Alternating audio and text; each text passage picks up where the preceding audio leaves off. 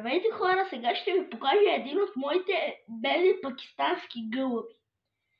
Ето това е мъжки, много хубав, ето и много хвърчи, спортен гълъб, ето, чисто бял, ето го, много хвърчи, много съм доволен. Той е от сорта пазарджийски високо лети. Младо гълъбче на 1 годинка. Ето го. Млад гълъб, недър. И много е хубав и ми кефи много. Ще ви покажа още един, само трябва да го хвана. Сега след малко ще връщам. Ето успях да хвана и този. Този също е мъжки. Ето, също мъжки. Този само, че не е пакистански, това е типлер. Много е хубав, много красив. Не хвърчи, кой знае много, но ме кефи с цвета.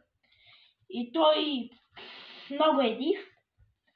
Направо не мога го държа. С черно и бяло на опашката. Ето го. Чайно покажа и другото крило. Много хвърчи този. Много. Ама продължителен път. Иначе не лети много нависоко. 1 километър високо. Всички други гълъби не летят по 8 км.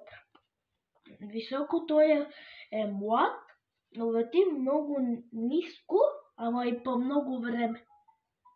18 часа той. Чао. И ето хора, гълъбчето, много хубав гълъб, много ме кефи, но както ви казах, бойдисах го в оранж. Ето хора, аз ще ви покажа някой път, може и да се перемята, но сега не искам да го пускам, защото не искам да се разболява такова хубаво гълъбче. Сега много гълъби дигат болни, не искам да се зарази, така че ще ви покажа след месец как хвърчи. Много е хубав гълъбът и много е див. Направо не мога го удържа. Ето, бойдисах го в оранжево с спрейта, спрейта, нали знаете, не е много време. Иначе други гълъби няма какво да покажа. Всички други гълъби са ми в селекции. Някой друг път, като се науча да правя по-дълги видеа, тогава